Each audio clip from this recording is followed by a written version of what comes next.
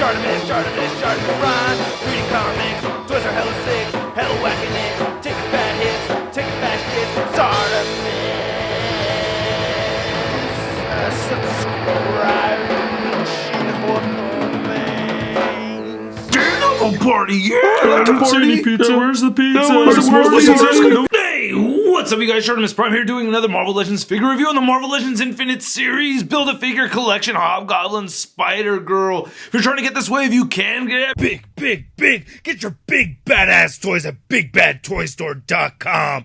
Click the link in the description below. You can see we get Spider-Man on the side once again, and then on the back you can see the other figures from the wave right there. And this is a running change figure with the Ultimate Spider-Woman, as you can see right over here, and they both have the same bio where it says, "These heroines trap evildoers with web-slinging superpowers." Alright, let's get to it and crack this thing open. So here's Spider-Girl out of the packaging. Now, I can't say I'm extremely familiar with this character. I do know that this is Mayday Parker, the future daughter of Peter Parker and Mary Jane Watson. Not the same character as the Araña Spider-Girl right over here. So totally different characters, but I do think she's very cool. I'm most familiar with her from the current Spider-Verse storyline that's going on, and she is a sassy character. Ooh, she's got some attitude. I really like her a lot. But I think the figure itself is okay. Not my favorite from this wave. I'm a little disappointed in those numbers right over there. But a good looking piece. We of course do have the same body mold that we got from Jubilee as we'd gotten from the other Spider-Girl, but with some added wrist pieces right over here and some web shooting hands. Now, along with the newly sculpted web shooters and thwipping hands, we do get this new head sculpt, which I really do like.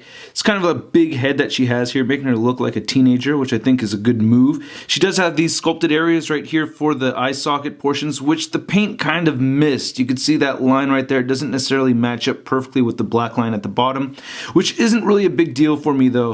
Looking at it from a little bit farther away, you know, it's not so bad, but it is definitely noticeable. So if you're shopping retail and you do see more than one of these, you may want to sort through and make sure you have the one with the better paint job. But for the most part, I really think the deco on this figure came out pretty clean. I do like it. Looking at the back of the head, see the cobweb pattern looks pretty good. Now, you don't get so much of the line work coming through right here on the disc hinge on the back, but they did put it right there on the front, and I really like that a lot. I love the attention to detail right there. Looking at the shoulders of the figure, you can see that they added some paint right there, so they try to keep it consistent, but it's a little washy. I mean, it doesn't really come out that well, so you can tell they tried, but it's not too successful really. And you get some red coming in from under the black right over there. But like I said, I don't think this is a terrible job. It's just not the very cleanest work I've seen. And looking at the front of the figure, you can see the spider logo right there. Looks pretty good. And as I move this diaphragm joint around, you can see the paint still goes all the way up, which I really like. There's no shadowing effect or anything on the blue areas over here, and I do like the silver grayish colored paint that they used right there for the web shooters.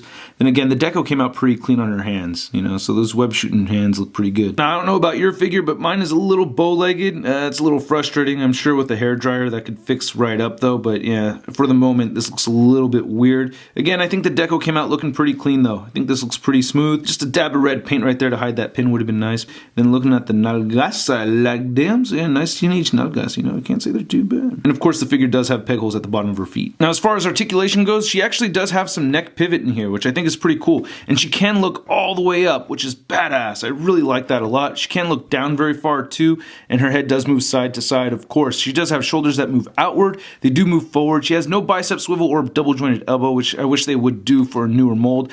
She does bend at 90 degrees though, and she can move side to side. She does have wrist rotation, and she does have a hinge right here as well. She has the diaphragm joint, which I showed earlier, that can rotate side to side. You do get some pivot right here, and it moves forward only a little bit. It moves back a little bit more. She still does lack some really good ab crunching. Now, she only kicks forward about that much. If you keep pushing it, it'll pop off eventually, so these do pop off pretty easily, and she can't move backwards at all.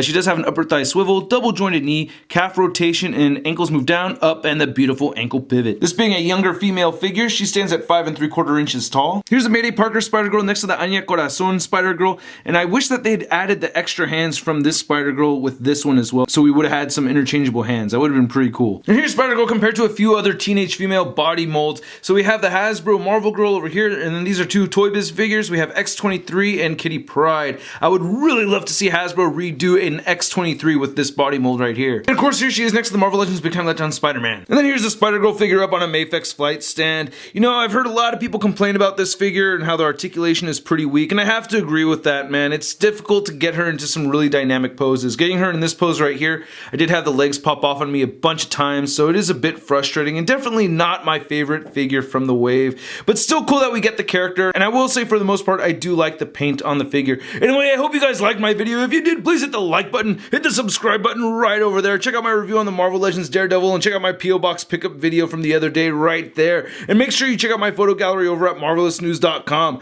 I'll catch you guys later. Bata in the face.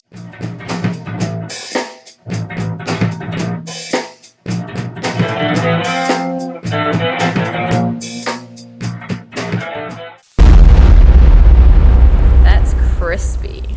She does have these hip joints that are now she doesn't